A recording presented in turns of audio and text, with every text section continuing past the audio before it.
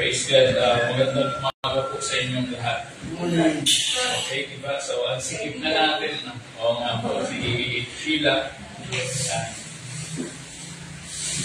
So, siksika na tayo, kaya siguro wala yung iba. Pero tandaan niyo po, yung mga makanting yan, baka mga anghel at mga upo. So, nakalive po tayo ngayon sa ating Facebook. Ang ating pong Facebook ay Alex Espino. Yun po yung aking account sa Facebook na ginagamit para tayo ay patuloy na makapaglingkod sa Panginoon sa iba't ibang lugar na naaabot ng ating broadcast. So, isa po sa napakalaking bagay, yung makarating ang Ebanghelyo sa lahat ng mga tao, lalo na sa mga hindi pa mananampalataya. So, sa ngayon po, ang ating pinakamensahe na inihanda ng lingkod ay malaki ang kinalaman doon sa tinatawag natin na resurrection. Palagay ko naman, wala na sa atin dito ang ignorante pa, ano? Pero the very purpose or the very reason bakit napakahalaga ng resurrection, yun po ang ating i-discuss sa umaga nito. So, buksan niyo po ang inyong mga dalang Biblia dito po sa aklat ng Lucas, Kapitulo 24. Lucas, Kapitulo 24, talatang 1 hanggang 6 po nating babasahin. So, basahin ko po ito sa Tagalog at sa Ingles, no? Pero Tagalog na muna ang gamitin ko. So, unang araw ng Sanlinggo, pagka umagang-umaga, ay nagsiparoon sila sa libingan na may dalang mga pabango na kanilang inihanda. So, actually, dati sa mga pinanggalingan naming churches, ginagawa natin yung tinatawag na dawn or yung early Sunday morning na service na ginagawa, no? Pagsalubong. Okay, so, sabi rito sa verse 2, at nasumpungan nilang naigulong na ang bato mula sa libingan, at sila'y nagsipasok at hindi nila nangasumpungan ang bangkay ng Panginoong Jesus. At nangyari na samantalang sila'y nagtitilihan dahil dito, narito tumayo sa tabi nilang dalawang lalaki na nakasisilaw ang mga damit, at sila'y nangatakot at nakatungo ang kanilang mga mukha sa lupa, ay sinabi nila sa kanila, bakit hinahanap ninyo ang buhay sa gitna ng mga patay? Wala siya rito, datapot nagbangon, alalahanin ninyo ang salita niya sa inyo nang siya ay nasa Galilea pa. Ang ikalawa na babasahin natin na isa pang aklat ay sa 1 Corinto, Kapitulo 15, dahil ito po ay may kinalaman sa ating topic. So, sabi rito, sa verse 1, 1 Corinthians 15 verse 1, ngayon pinapatalastas ko sa inyo mga kapatid, ang Ebanghelyo na sa inyo ay aking ipinangaral, si Pablo po ang may sabi nito sa kanyang sulat, na inyo namang tinanggap na siya naman ninyong pinanatilihan. Sa pamagitan naman ito, iligtas kayo kung matyaga ninyong iingatan ang salitang ipinangaral ko sa inyo. Ulitin ko po ito dahil ito ay napakahalaga. Ang sabi rito, sa pamamagitan naman dito ay ligtas kayo. Tandaan po natin, yung salvation natin hindi na tatapos doon sa panahon na tinanggap natin ang Panginoon, then tapos na. We have to do something and there's a lot more na pwede pa natin gawin bilang mga mananampalataya. Okay. Sabi rito sa verse 3, sapagkat ibinigay ko sa inyo una sa lahat, ang akin namang tinanggap na si Kristo ay namatay dahil sa ating mga kasalanan ayon sa kasulatan. At siya'y inilibing at siya'y muling binuhay ng ikatlong araw sa mga kasulatan. So, tigil po tayo dyan hanggang verse 4 lang. Just to make sure na ito po ay konektado doon sa mga una nating binasa na talata sa aklat ng Lucas. Tayo po muna ay manalangin. O Ama, papasalamat kami sa iyo sa iyong mga salita, sa mga kasaysayan na katala dito na hindi lang basta ito nasulat para basahin, kundi kung nawain namin, maipamuhay namin at makita namin kung gaano kahalaga ang muling pagkabuhay ng aming Panginoong Jesucristo. Salamat po, Panginoon, sa mga anak mo na andito who have given their time, Father God, just to listen and to hear your word this morning. Pinapupurihan ka namin, O Panginoon, tinataas ka namin, Ama, niluluwalhati ka namin, tanggapin mo po ang aming pinakamataas na papuri sa tanging pangalan ni Jesus. Lahat po ay magsabi ng Amen. So, praise God. Ako po ay masaya, pero at the same time, malungkot dahil po, sabi ko, napakagandang basahin, napakagandang pakinggan ang mga salita ng Diyos na hindi lamang ito punong-puno ng mga pangako para sa tao na nilikha niya. Mahal na mahal niya ang tao. At araw-araw kung babasahin po ito page by page or chapter by chapter, doon nyo lalong maiintindihan, doon nyo lalong mararamdaman na napapamahal kayo lalo sa Panginoon. And at the same time, little by little, ang ating buhay ay nagkakaroon ng transformation, which is very crucial sa isang tinatawag ng mananampalataya. Amen? Sabi ko nga last time at maraming beses ko itong inuulit, hindi natin po pwedeng sabihin na tayo ay anak ng Diyos pero walang radical na pagbabagong nagaganap sa atin. Amen? Otherwise, makapatay ang ating pananampalataya. So, inuulit ko po yan dahil napakahalaga. Sabi nga kanina ni Pablo, nadaanan natin sa isang talata doon sa 1 Corinthians 15 na kung iingatan ninyong ipamuhay itong mga nauna na itinuro ko sa inyo, ligtas kayo. Kasi akala ng iba na ligtas okay na. Hindi. Kailangan makita sa buhay natin ang pagbabago. Yung transformation na nagaganap dahil sa pamamagitan ng salita ni Jesucristo. Minsan sinabi din ito ng Panginoon sa mga alagad sa John chapter 15 verse 3. Sabi niya gano'n, kayo ay malinis na dahil sa mga salita na aking sinabi sa inyo. Amen? So, yung ating buhay, hindi niya magkakaroon ng pagbabago kung hindi tayo nag-aaral, hindi tayo nagbabasa, at hindi natin sinusuri ang salita ng Diyos. Kasi yun po ang nagtuturo sa atin ng tamang daan kung paano tayo dapat mamuhay bilang mga tagasunod ni Kristo. And sabi nga sa Bible, followers, so alam na natin, pag sinabing followers, tagasunod. Pag tagasunod ay sumusunod, gumagawa kung ano pinagagawa ng ating Panginoon. Now, dito po sa ating binasa sa Luke chapter 24, gusto ko mong balikan natin yung napakahalagang mensahe dito. Kukuha ko ako dito at kukuha rin ako doon sa unang, sa ikalawang binasa natin. So, meron siyang binanggit dito sa mga sumunod na talata. So, verse 3, and they entered in and found not the body of the Lord Jesus Christ, and it came to pass, as they were much perplexed thereabout, behold, two men stood by them in shining garments. And as they were afraid and bowed down their faces to the earth, they said unto them, why seek ye the living among the dead? So sabi niya sa verse 6, ito po yung sabi ng mga anghel. He is not there, or he is not here, but is risen. Remember how spake unto you when he was yet in Galilee. So maraming account dito sa New Testament, sa unang apat na mga aklat na sinulat ng mga alagad ng Panginoon na nagpapatunay sa sinabi ng Panginoon na siya ay mamamatay, subalit after 3 days siya ay muling mabubuhay. And this is the proof. Yung binasa natin na dalawang aklat na nagpapatunay o katibayan ng ating Panginoon ay tunay na Diyos, dahil kung ikaw ay isang ordinaryong tao lamang na tinuturing ng iba, ay imposibleng mangyari yun. And there are too many accounts na nagsasabi na ang Panginoon ay Diyos. Walang taong nakakaalam ng pag-iisip ng kanyang kapwa-tao. Amen?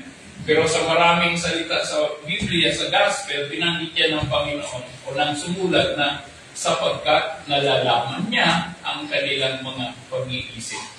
Hindi yan kayang gawin ng isang tao. So ang Panginoon, dito sa resurrection, ito po ay napakahalaga, hindi lamang dahil papatunayan nito na siya ay Diyos, kundi ito rin ang magpapatunay ng lahat ng kanyang mga sinabi, kanyang mga salita. And ano ang point nito? Upang tayo ng mga nakakakinig ng mga ganitong mensahe, magkaroon tayo ng idea. So kung ganoon pala, meron akong dahilan para paniwalaan ang Panginoon at ang kanyang salita. Amen? Di ba sabi nga ni Paul sa Romans chapter 1 verse 16, ano sabi niya? Kaya hindi siya tumitigil, kaya hindi siya nahihiya ipangaral ng salita ng Diyos. Ano sabi niya?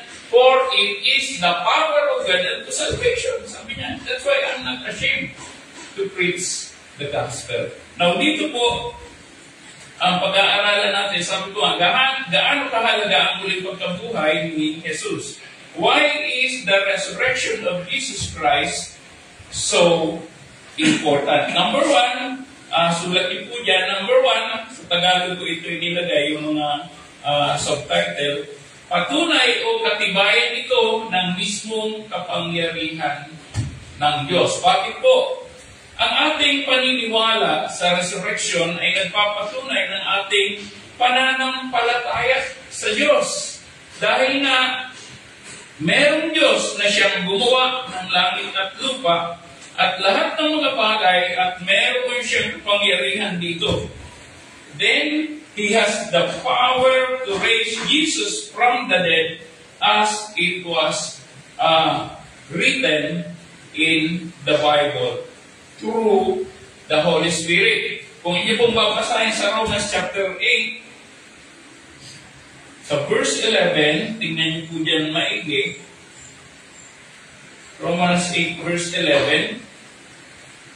Okay, so sabi rito, but if the Spirit of Him that raised up Jesus from the dead dwell in you, He that raised up Christ from the dead shall also quicken your mortal bodies by His Spirit that dwelleth in you. So, ang pinapatunay lang dito na yung muling pagkabuhay ng Panginoon ay sa pamagitan ng banal na Espiritu na siya ring naninirahan sa bawat isang mananampalataya. Individually, tayo po ay kasama natin ang ating Panginoon. So 1 Corinthians chapter 6 verse 19 nakalagay doon, for you are the temple of the Holy Spirit. In other account, it was written, you are the temple of the living God. Kaya nga, sabi ko, wow, ganito pala ang buhay ng isang mananampalataya. Biro mo, yung bang manahan sa iyo ang banal na Espiritu, anong pakiramdam? Di ba? Grabe. Kung di ka pa naman na-in-love sa Panginoon, na ganoon kanyang kamahal para samahan kanya at makipamuhay siya or samahan kanya sa paraan ng pamumuhay para i-guide kanya, para turuan kanya kung paano dapat mamuhay. So, if the Spirit of Him who raised Jesus from the dead dwells in you, He who raised Christ from the dead will also give life to your mortal bodies through His Spirit who dwells in you. So, binigyan ng diin na itong Spirit that dwells in us, yun din po ang naging dahilan ng muling pagkabuhay ng ating Panginoon. The power of the Holy Spirit dwelling in its believer, yun po ang bumuhay kay Jesus sa mga patay. And because He has the power to raise the dead, then He is worthy of our faith and worship. Ito yung sinasabi kanina na masaya ako pero malungkot. Malungkot ako dahil ang daming mga tao hindi naniniwala sa Diyos. Hindi naniniwala sa salita ng Diyos. Sino ang pinapaniwalaan? Yung kwento ng kapitbahay. Yung napapanood sa video, sa TikTok, sa Facebook, sa YouTube, doon naniniwala. Kaya ang influensya, hindi tama, hindi maganda. So, kung ating pong magbabasehan ang salita ng Diyos, dito tayo nakakakuha ng karunungan. At ang maganda pa rito, ang salita ng Diyos ay buhay, makapangyarihan, kumikilos sa bawat isa sa atin. The Spirit of God and the Word of God changes us from glory to glory. So, only He who created life can resurrect after death. Only only He can remove the sting and death, or sting of death, and gain the victory over the grave. Kaya natin iniugnay dito ang 1 Corinthians chapter 15. Basahin nga po natin 1 Corinthians chapter 15. Sa verse 55 and 56. So nakasulat po dito, saan naroon ang kamatayan ang iyong pagtatagumpay? Saan naroon ang kamatayan ang iyong tipo o ang iyong kamandag? Ang kamandag o ang tipo ng kamatayan ay ang kasalanan at ang kapangyarihan ng kasalanan ay ang kautusan. So sinasabi dito that the resurrection of the Lord Jesus Christ, yung po ang nagpanalo o ang nagtanggal sa kapangyarihan ng kamatayan at sa kapangyarihan ng kasalanan sa buhay ng isang tao. Ano po ang ibig sabihin dito? If you are in Christ, sabi nga 2 Corinthians 5 verse 17, you are now a new creation. Bakit po? It is because of the resurrection, the power of the resurrection that removed the power of death in you. Kaya po tayo, ang bawat isa sa atin bilang mananampalataya, we can now live a victorious life. Amen? So when we say victorious, ang tinutukoy natin, victory over sin. Kaya natin itong mapagtagumpayan because of the resurrection of the Lord Jesus Christ. Without the resurrection, alam niyo po, hindi natin magagawa ito. So, number 2, ang reason ng resurrection ay kalawa, katibayan din ito kung nagpapatunay kung sino talaga si Jesus Christ base sa kanyang pag-angkin kung sino siya. Sa maraming account po sa 4 na gospel, binabanggit yan, si Jesus Christ ay anak ng Diyos. Okay? Anak ng Diyos. Marami ang hindi naniniwala na may Diyos at madami din naman wala na si Jesus ay Diyos. Naniniwala na si Jesus ay hindi Diyos. Ang paniniwala ng iba ay tao. Okay? Mayroon akong naka-enkwentro niya. Tagal naming nag-usap. Kailangan kong patunayan na si Jesus Christ ay Diyos. Kasi sabi ko, kung si Kristo tao, ba't ako maniniwala? Ba't ako sasamba? Bakit ko siya gagawin tagapagligtas? Ang isang tao walang kakayahang magligtas ng kapwa-tao. Tanda po na. At marami pong account na nagpapatunay na si Jesus ay Diyos. Yung mga tao na hindi naniniwala sa Diyos, hindi naniniwala na may Diyos, ang tawag doon ay atheist. Pero alam niyo po ba, kahit yung pong mga atheist ay hindi rin sila naniniwala na may Bible na nakasulat sa Bible. Ako rin hindi.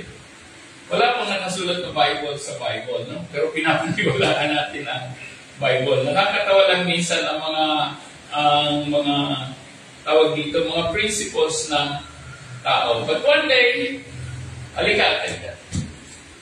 one day, ako po ay nagla-live. Meron po akong YouTube account, Aliki TV po. So, nagla-live ako doon. Then one day, merong isang atheist na taga-UK na nagsasalita siya about himself at marami siyang mga struggles, marami siyang hindi alam patungkol sa buhay at kung paano mamuhay. Pero ang dami niyang alam pagdating sa pamumuhay kung ano yung mga tamang pagkain. Yun yung alam niya. But during that time, na nagla-live ako, nagluluto kasi ako nang nila-live ko yung ginagawa ko. So, dami niyang comment. Pero sabi ko, gusto mo ba na matuto, na makilala ang Panginoon? Sabi niya, yeah, show me. Di-type ako. Habang nagluluto, nagta-type. Nagbibigay ako ng comment. And nagbigay ako ng mga verses sa Bible. And alam niyo po ba, after 3 days, hindi kami nagkita. Kahit nagla-live ako araw-araw. Then, after that 3 days, bumalik siya. At alam niya ang sabi niya. Sabi niya, you know, brother, you have converted me to Jesus Christ. Sabi ko, wow! Purihin ang Panginoon na sabi ko, kahit pala nagluluto ako, nakakapag-share ako ng gospel, nakakapag-share ako ng buhay na salita, at merong taong binabago ng Diyos just listening to the Word of God. Amen? Pwede ba natin palapakan ang Panginoon? Hallelujah! Yung po yung kasabihan ng Diyos na hindi nakikita ng marami. Kaya up to now, ilan lang talaga ang nasa church. So para lang malaman ng bawat isa sa atin, ang buong Pilipinas ngayon ay nasa 111 million possible ang pinakapopulasyon. 85% yan ay Catholic, 10% yan ay divided by kung ilan tayo mga hindi o mga non-Catholics. Pinag-aatian pa natin. So ibig sabihin, napakaliit lang ng porsyento ng mga anak ng Diyos. Pero ito po ang sasabihin ko sa inyo, yung nabasa ko sa Matthew chapter 7, verse 13 and 14. Sabi doon, napakakikot daw ng daan eh. Makikot ang daan. Makikot ang daan papunta sa kaharian ng Diyos at kakaunti ang nakakasumpong. Kaya nga sabi ko, ikaw, kayong lahat, kakaunti lang kayo, mapalad kayong lahat dahil kasama kayo sa kakaunti. Amen? Alam pa natin ang Panginoon. So it is not the number. Ang binibigyan natin dito ng pagpapahalaga, ikaw ba ay naniniwala dito sa ating mga pinag-uusapan na salita ng Diyos? Okay. Doon po sa Mark chapter 8, 31, simulan po natin sa Mark chapter 8, verse 31. Ito po ay sinabi ng Panginoon, yung katibayan, yung patunay tungkol sa kanyang muling pagkabuhay. Sabi rito, at siya ay nagpasimulang magturo sa kanila na ang anak ng tao ay kinakailangang magbata o mag-suffer ng maraming mga bagay at itakwil ng matatanda at ng mga pangulong saserdote at ng mga eskriba at patayin at pagkaraan ng 3 araw ay muling magbangon. Sinabi ito ng Panginoon sa kanyang mga alagad, sa mga Pharisees, sa mga scribes. At sinundan pa niya ito sa Mark 9, verse 31 din. Mark 9, 31. Ito ay pagpapatunay lamang na si Jesus po ay Panginoon. No? 31. Sabi rito, sapagkat tinuruan niya ang kanyang mga alagad. At sa kanila sinabi, ibibigay ang anak ng tao sa mga kamay ng mga tao at siya'y papatay nila. At pagkapatay sa kanya, ay siyang magbabago muli pagkaraan ng 3 araw. So this is the second account. And the third one, nababanggit dito sa Mark chapter 10, verse 34. 10:34 of Mark. Chapter 9 or 10. Sabi rito, at siya'y kanilang aalimurahin, siya'y luluroan, siya'y hahampasin, siya'y papatayin at pagkaraan ng 3 araw ay magbabangon siyang muli. This is the word of the Lord Jesus Christ na ngayon ay pinapatunayan din mismo ng salita ng Diyos na yung kanyang kamatayan at muling pagkabuhay ay totoo nangyari, nagkaroon ng kaganapan. So ano ibig sabihin ito? All of the promises here written in the Bible ay binibigyan ko ng pagpapatunay na kung ano sinabi ng Panginoon, lahat yan ay magaganap. Kung may pangako ang Diyos sa iyo na kung ikaw sasampalataya, susundin ang kanyang mga pinag-uutos, pagpapalain, gagawin niyo ng Panginoon ayon sa kanyang mga salita. Ito po ang tandaan natin. Ang ating Panginoon, God will always protect His own reputation. Kung ano ang sinabi niya, gagawin niya to prove to you na siya ay Diyos. Patutunayan niya na siya ay Diyos. Patutunayan niya na ang kanyang salita ay totoo, tama, walang error, mangyayari, magaganap, at mararanasan mo kung yan ang ipinangako niya sa iyo. Okay. So, He will rise again on the 3rd day. Ito ay sinabi niya, pinatunayan niya ngayon. So, ano ibig sabihin nito? We must believe in Him. We must believe in His words. Kailangan maniwala tayo sa kanyang mga salita at sa kanyang mga pangako. At maniwala tayo sa ating Panginoon. Actually, sinabi niya ito sa John chapter 14, verse 1. Sabi niya, believe in God, believe also in me. Kung kayo ay naniniwala sa Diyos, maniwala din kayo sa akin. Yung mga sinasabi ko sa inyo, gagawin ko yan, sabi niya. At inilahad niya dyan sa mga sumunod na talata, beginning verse 2 and so on. Pinakita niya yung mga mangyayari. At sa ngayon, kagaya ng sinabi niya, naghahanda siya ng mga tirahan sa langit para sa akin. Amen? Kung dito wala kang fan, nangungupahan ka lang, wala kang sariling bahay, may pag-asa pa tayo. May pag-asa pa tayo doon sa langit at doon walang pollution. At ano ang sabi doon? Yung wall, yung sahig, ginto. Dito pinag-aawayan ang ginto. Kakapirandot lang yan, doon aapakan lang natin. Siguro magtatanong, Pastor, alisin ba namin yung sapatos, sinelas namin pagtutugtog? Ayaw kong sagutin yun, hindi ko alam sagutin. Hindi ko ba, mahalaga doon, pangako yun ng Diyos, magaganap, gagawin ng Diyos, at gusto niyang maranasan ko yun. Amen? Ganun kakamahal ng Diyos eh. Hindi lang yung mag-tiis ka rito, pagkahirap ka rito, sakripisyo ka dito, then wala na. Huwag na lang, di ba? So hindi natin kailangan yung ganong klaseng Diyos. So apart from Christ, yung resurrection po ay walang halaga sa atin. But because we are children of God, tayo po ay mga anak ng Diyos dahil tinanggap natin siya, we were all given the right to become children of God. May karapatan tayo dahil sa ginawang ito ng ating Panginoon. So apart from Christ, we have no hope, we have no Savior, we have no salvation, and no hope of eternal life. At malamang, wala rin kapatawaran ng ating mga kasalanan. Di po yun madali. Sasabihin ko po sa inyo, kung kayo po ay hindi napatawad sa inyong mga kasalanan, hindi kayo makakatulog ng mahimbing. Lagi kayong magkakaroon ng guilty feeling dahil sa mga kasalanan. Buti na lang mayroong resurrection. Amen? Ang laking bagay niya sa buhay ng bawat isa sa atin. So sabi niya sa John chapter 11, I am the resurrection of the life. Mismong siya ang pagkabuhay ng mga huli. Kaya nga, sino ang kinaroroonan ng anak ng Diyos?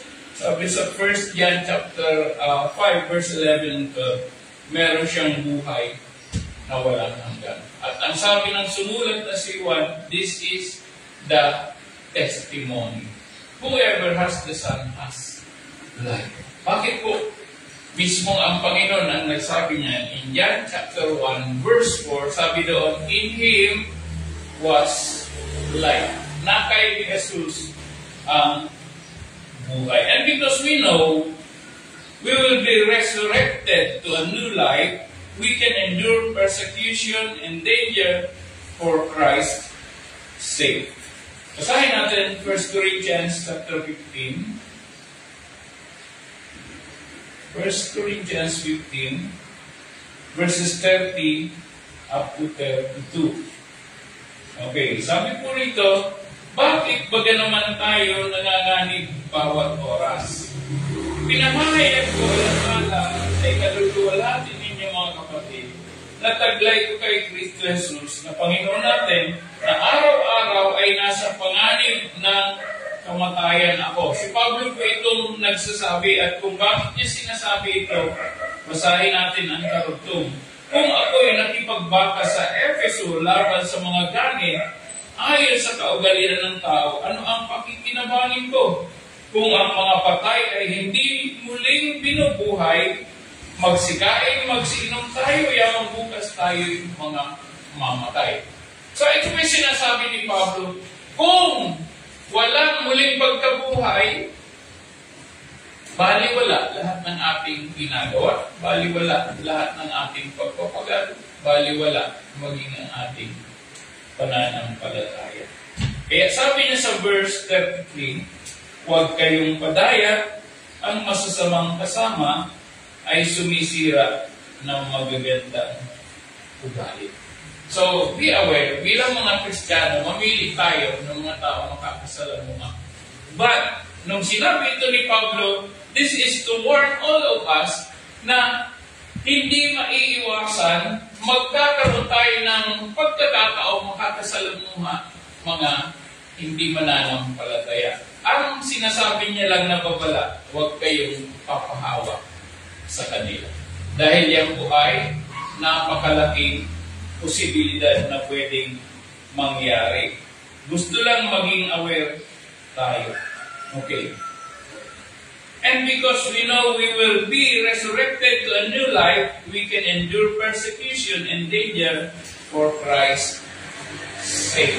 Sino sa inyo naranasan yung ma-persecute because of your faith? Meron ba? Yung mga kamag-anak natin.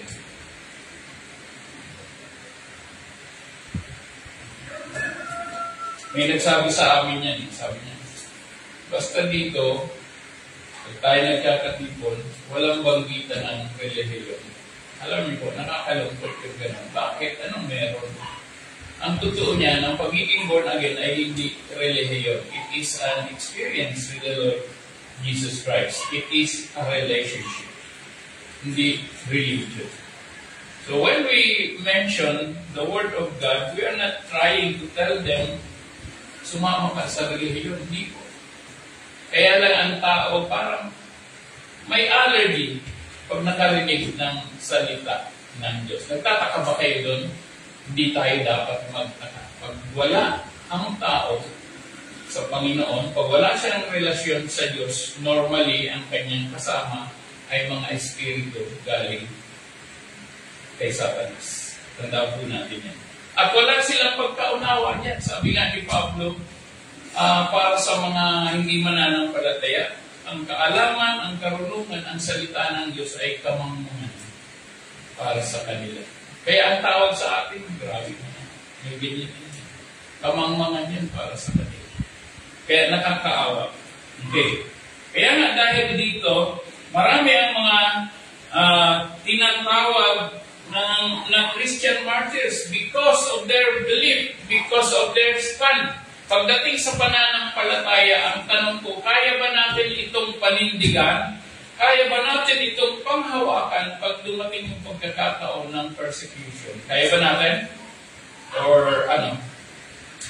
Halimbawa, tinanong ka, di ba, Kristiyano ka? Kahapon yun, kasi linggo. May tawad. Wala pa nga sinasabi ko, ano gagawin sa'yo? Di ba mananampalataya ka? Medyo nagkakasanamba rin. Dati ho yun. Kaya ba natin panindigan? Can we? Kaya ba natin? Depende yan kung may pagkain. May mga options, ano? Sana walang ganon. Hindi yan optional. Pag tinanong tayo, right away, sabihin natin, actually, we can even pray na yung mga gumagawa sa atin ng gano'n. Kasi ang mga nakita ko, napapanood, talagang yung pagiging martyr nila dahil pinangawakan nila ang pananampalataya. Di ba nilang mamatay? Basta mamatay para sa Panginoon. Lumalaban po ako ng ganyan. Sabi ko nga, sa trabaho kahit magkatanggalan na tayo, papanindigan ko na anak ako ng Diyos. Ginawa ko yan. Nasa Tagaytay ako, pinanindigan ko ang pagiging anak ng Diyos. Ayun, tanggal ako. Ang saya. Napatunayan ko, at least na anak ako ng Diyos. Amen? Eh, sabi ko, in the first place, Lord, ba't mo ako dinala dito sa Tagaytay Highlands? Di naman ako nag-apply dito. Di ko naman ito hiningi sa'yo. Pero it has been prophesied, napakinggan ko po yan sa nanonood ako ng live broadcast sa 700 Club, si Pastor Peter Kairos pa nagsasalita. Tamang-tamang ganyan ako, galing ako nun sa Bible School, nakauwi ko ng Huwebes, pagkatapos ng church service namin sa Bible School. Nanonood akong ganyan ng 700 Club. Pero mo magsalita pa na si Peter Kairos, somebody's watching right now, and God is giving you a job, very good job, in a very good company. And He will give it to you within a week. That was a Thursday night. Saturday morning, somebody came to me and asked me, gusto mo ng trabaho sa Tagaytay Highlands? Talaga ako? Anong trabaho ng ganito? Tanggap ako. Sabi ko, Lord, anong purpose mo? Ba't mo ako binala dito? Nung nandito na ako. Hindi po pwedeng lumipas ang isang araw na hindi ako nag-pray nung ako nandoon. Bakit po? Grabe ang lakas ng presensya ng Diablo sa buhay ng mga tao doon. Sabi ko, anong purpose mo, Panginoon? Ba't mo ako tinawag dito? Ba't mo ako dinala dito? Hindi ako nag-apply. Mga ilang araw lumipas, merong lumapit sa akin, merong death threat, nagpa-counsel. Maya-maya tumanggap sa Panginoon. Up to now, may communication ako. That was 2016. Ano na ngayon? 2025, 9 years ago. Up to now, may contact pa ako din sa tao at pinaalalayan ko. Pero sabi ko, alam ko na Panginoon, kahit isang kaluluwa, yung pala may sadya ka. Nakita natin, yung kapangyarihan ng Diyos, dahil sa kanyang resurrection, meron tayong pwedeng panghawakan na pananampalataya at hindi ka ipapahiya ng Diyos. Nasubukan niyo mag-share sa hindi mananampalataya. Nag-try ako niyan bilang mananampalataya. Nag-share ako sa isang Chinese. Kasama ko sa office dati. Share ako. Alam niyo, 3 days di ako kinibo. Sabi niya sa akin, nung nagsalita siya, parang sino kang matuwid? Natatawa lang ako kasi gano'n ang persecution. Alam niyo, umalis siya sa trabaho, hindi ko na alam saan napunta. Nakita kami, kasal ng boss ko. Malayo pa, sabi ko, nakapanood kayo pelikula na slow-mo. Parang gayin pip noon. Parang mga love story na kung magsasalpo ko. Ang bagal, ewan ko ba ang nangyayari yung gano'n. Malayo pa, nakita na niya ako. Sabi niya, Brother Alex, yung Chinese, naging brother tawag sa akin, yung pala na-convert.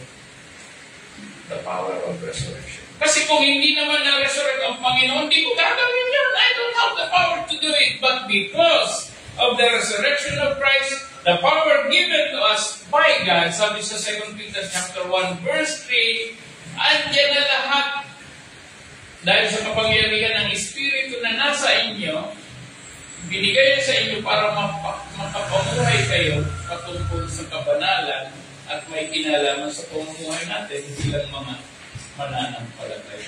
Amen? We were given that power. At bawat individual na mananampalataya, kagaya ninyong lahat, if you claim to be that you are a child of God, you have the power. Amen? Sabi ng iba, wala naman tayong kapangyarihan. Okay. Yung po ay sabi ng hindi nababasa yung mga pinuturo ng ating Panginoon. Tuloy po tayo. Okay, kaya nga dahil dito marami ang mga tinatawag ng Christian martyrs. Ito po yung mga nasa Panginoon, pinanindigan nila ang kanilang pagiging mga anak ng Diyos at sila ay pinatay dahil sa pananampalataya. Maraming nangyayari niyan sa ibang bansa. Dati sa Iraq, ang dami niyan. Mga Christian martyrs. Nung wala na po kami doon sa Baghdad, galing po ako ng Baghdad for 3 years. Nagtrabaho ako doon ng OFW. 1990 ako natapos doon. Wala pang gaano mga Kristiyano doon, mga Christian Orthodox lang at Muslims ang mga nakakasalamuha namin. Pero after ng World War, marami ang mga naging Kristiyano doon, lalo na sa mga bandang norte kung saan maraming rebelde na mga tinatawag na Kurdistan. Mga Kurdistan po, mga Iraqi din sila, pero iba lang ang mga suot nila. Para mga gini, ang luluwag ng suot na pantalon. Sila yun. Kaya alam na alam kung pag-Kurdis, kasi meron dito sa ulo, ang luluwag ng pantalon nila. So, karamihan sa mga rebel gano'n. Pero, nung nagkaroon ng mga ISIS, doon din maraming na-persecute ng mga Christian. Maraming Christian mga nag-ipartil, mga pinatay. At sa iba't ibang lugar pa, marami pa po ang mga Kristiyano na nakakaranas ng persecution. Pero, mapala niya tayo dito sa Pilipinas, wala. Ganyan. Otherwise, ewan ko kung kaya nating manindigan. So, it will be a test of faith. Pero sa ibang bagay at maraming bagay, pwede tayong subukan ng Panginoon. Pero, the power of the resurrection, malaki po ang maitutulong dito sa atin because we have that assurance na mayroong tunay na Diyos, mayroong Panginoon na namatay na buhay at muling ibinaon sa mga patay. Okay. So, dahil kay Christ, because they strongly believe that they will also be resurrected as the Scripture promise. Kaya po sila nanindigan kasi the promise of resurrection na ang mga namatay kay Kristo ay muling bubuhayin. Sige na. Kung tutuusin, sabi ko nga, mapalay pa rin ang mga taong mga yun, although they have suffered persecution, they were killed at martyrs, but kasama na nila ang Panginoon. Ikaw ngayon, hirap ang commute. Ang traffic, ang init namin yung magpoproblemahin. May mga kapitbahay ka pa na, ano ba yan, Lord? Hanggang kailan kami rito? Ang gabi na ang ingay pa. Mga tulog na kayo, tapos may harap ng motor. Dami, no? Di ba? Dito yan sa Pilipinas. So, number 3, na reason, bakit napakalaga ng resurrection? Number 3, the resurrection is the triumphant and glorious victory for every believer. So, Jesus Christ died, He was buried, and rose again on the third day according to the Scriptures. Yun din po yung nakasulat dito sa 1 Corinthians chapter 15, verses 3 and 4. Okay. Sabi rito, una sa lahat, or sapagkat ibinigay ko naman sa inyo, una sa lahat, ang akin namang tinanggap na si Kristo ay namatay dahil sa ating mga kasalanan ayon sa mga kasulatan, at siya'y inilibing, siya'y muling binuhay ng ikatlong araw ayon sa mga kasulatan or scripture. So ito po ay nagpapatunay, and this gives us, nagbibigay ito ng assurance sa atin ng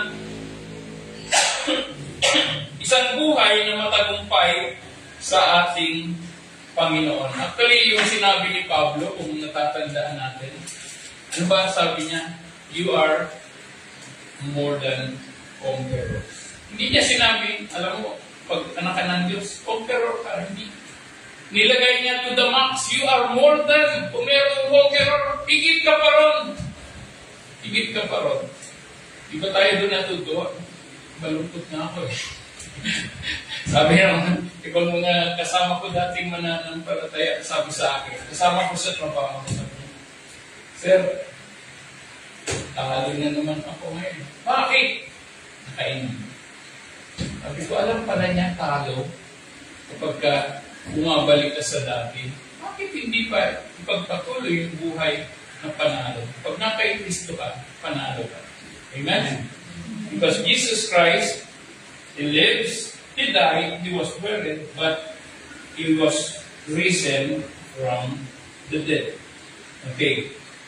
At ito maganda. Hindi lang siya nanatiling patay, siya nabuhay after 3 days, at hindi lang yun. Nung siya ay nabuhay na maguli, ano ang pangako ng Biblia? He will come again. Muli siyang babalik. Nabuhay nga siya, hindi naman babalik. Naku, ang hirap mabuhay dito sa mundo. Sabi sa Acts chapter 1 verses 9, 10, and 11, kung hindi pong babasahin niya, gusto kong basahin natin para makita natin. Hindi lamang para patunayan, kundi gusto kong makita yung pangako ng ating Panginoon. Verses 9 up to 11. At pagkasabi niya ng mga bagay na ito, nang siya'y tinitingnan nila, ay dinala siya sa itaas, referring to Jesus, at siya'y tinanggap ng isang alapaap at ikinubli sa kanilang mga paningin. At samantalang tinititigan nila ang langit habang siya'y lumalayo, narito may dalawang lalaki na nakatayo sa tabi nila na may puting damit. Alam niyo po yung appearance ng dalawang ito, the same thing happens during the time na may pumunta sa pinaglibingan kay Jesus. Wala siya rito, sabi ng dalawang anghel, no? Dito naman, sabi niya, ba't kayo nakatingin sa itaas?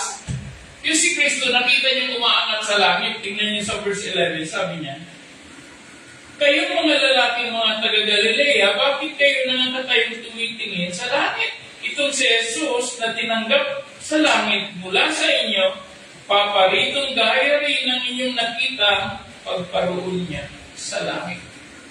And His resurrection and His coming gives us a new hope and a new life. Ano ibig ko sabihin yun? New life kasi kailangan mo talagang maghanda ng sarili, magbago ng totohanan, hindi yung bago na peke. Kailangan totoo na tayo ay may pagbabago. Dahil ang darating ay ang nangako na muling paparito. Kailangan paghandaan natin. And it has been proven after the resurrection, the angels told the disciples, papalik siya. Kaya nagbibigay ng pag-asa sa atin. Actually, yung iba, yung iba gusto na rin yata. Kaya lang, walang gustong mauna. No? Gusto nang mapunta sa langit. Wala lang gustong mauna. At sabi niya, He's coming again. And the word rapture is going to happen. In 1 Thessalonians, tingnan nga po natin to. 1 Thessalonians chapter 4, 13 to 18. Ito ang mangyayari. Ngunit hindi naman ibig na kayo hindi makaalam, mga kapatid, tungkol sa natutulog upang kayo huwag mga lumbay na gaya ng mga iba na walang pag-asa. Alam na po, pagka ikaw ay walang ugnay or kaugnayan sa Diyos, wala kang relasyon sa Panginoon, yun po ang sinasabi ng Biblia na walang pag-asa. Pero kung ikaw po ay mananampalataya, ito po ang pangako ng Diyos para sa iyo. Sapagkat kung kayo'y nagsisisampalatayang si Jesus ay namatay at nabuhay na maguli, gayon din naman ang nangatutulog kay Jesus ay dadalhin ng Diyos kasama niya. Verse 15, sapagkat ito'y sinasabi namin sa inyo sa salita ng Panginoon na tayong nangabubuhay pa na nangatitira hanggang sa pagparito ng Panginoon ay hindi mga uuna sa anumang paraan sa nangatutulog. Verse 16, sapagkat ang Panginoon din ang bababang muli mula sa langit. Ito yung pangako sa Acts chapter 1 verse 11 na bababang muli ang Panginoon mula sa langit kung paano ito umakyat. The same manner, mangyayari yun. At sabi rito, sapagkat ang Panginoon din ang bababang mula sa langit na may isang sigaw, may tinig ng arkanghel at may pakakat o trumpet ng Diyos. At ang nangamatay kay Kristo ay unang mga bubuhay na maguli. At kung magkalayo tayong nangabubuhay na natitira ay aagawin kasama nila sa mga alapaap upang salubungin ng Panginoon sa langit at sa ganito'y sa Panginoon tayo. Ito yung sinasabi ng Panginoon na assurance at isang bagong pag-asa sa ating mga sumasampalataya sa resurrection na nangyari sa ating Panginoon. Kaya ang buhay natin punong-puno ng pag-asa. If you are in Christ, puno ka ng hope. Hindi ka dapat nawawala ng pag-asa. Kaya mahalaga yung nagbabasa natin kasi out of the Word of God na nababasa natin, God reveals us kung ano yung mga dapat tandaan natin at paraan na dapat natin ipamuhay bilang mga tagasunod ng ating Panginoon Yesu Cristo. Number 4, ito po yung pang-apat, bagamat marami pa, pero 4 lang ang inilagay ko rito. This resurrection guarantees that the body of those who believe in Christ will not remain dead but will be resurrected into eternal life. Ito po ay sinabi na kanina sa mga binasa natin. Inulit ko lang para magkaroon tayo ng closure na ang resurrection ay napakahalaga at lalong dapat alam natin because that serves us an assurance. Number 2, it gives us hope and it gives us a new life. Nagiging basehan ito para magpatuloy tayo na mabago ang buhay sa ating pananampalataya. Now, the question may be some kind of question kung pwedeng itanong sa inyo at itanong sa akin. Ano naman ngayon kung sinabi itong lahat ng Panginoon at ng mga apostol at propeta ng Diyos? 3 bagay. Sulat po natin. Believe in God, or believe God, believe His words, because they are true, they are inerrant. Wala pong mali Walang error, kaya inerrant, kaya dapat nating paniwalaan ang Diyos, dapat nating paniwalaan ang Kanyang salita. Number 2, Jesus is coming again, and that is certain. Sabi nga sa binasa natin kanina, Acts chapter 1, verse 11. Number 3, since there is resurrection, we must make sure our salvation is secured in Christ. Para naman ito doon sa mga hindi pa mananampalataya at maging sa mga mananampalataya. Isa sa mga requirement, we must be born again. The word born again is an experience. It is a change of life, a change of mindset. At kapag ikaw ay anak ng Diyos, dapat ikaw ay nasa right position with God. Yung tinatawag sa English na righteousness. Mabuhay ka sa pagsunod sa Diyos. Yung pagsunod mo sa Diyos, ang resulta po niyan ay righteousness. Sabi sa Romans chapter 6, verse 16, 19, and 23. No, nakalagay po doon yung step by step na grado kapag ikaw ay sumusunod sa Panginoon. Sabi doon, ang pagkakaalipin mo sa pagsunod, the result will be righteousness. And being a slave to righteousness, the result is holiness. And the result of living a life of holiness is eternal life. Okay? So, yun po yung tatlong bagay. Ulitin ko, believe God, believe His words. They are true and inerrant. Number 2, Jesus is coming again, and that is certain. Number 3, since there is resurrection, we must make sure of our salvation. It must be secured in Christ. And being secured in Christ, sabi nga dito, we must be born again. John 3:3 up to 7. Number 2, you must receive Him as your Lord and believe in Him in John chapter 1 verse 12.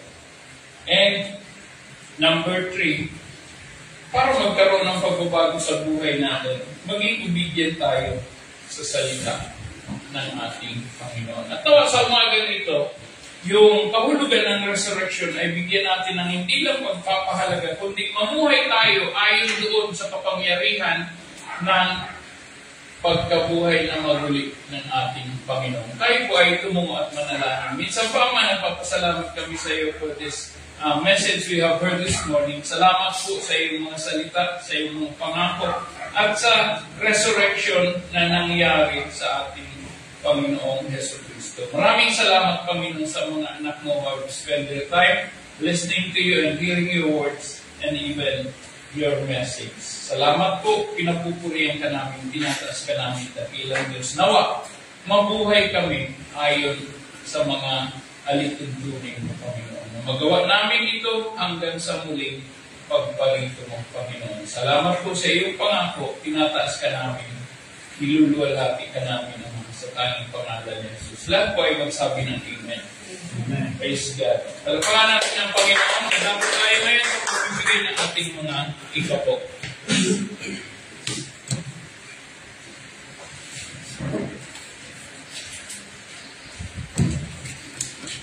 Kailangan po sa ating pagbibigay. Maraming salamat sa Panginoon. Maraming salamat sa iyong salita, Panginoon. At sinasabi namin nga yung pangako sa amin. Maraming salamat na ikaw ang nag-provide. Salamat sa pangangailangan namin. Sa iyong mula ng bawat pagod mo sa biyaya at ang trabaho ng Panginoon. At matamang po ano mga pangangailangan mo. Maraming salamat sa iyo. You share the statements and the dealings of Jesus' name.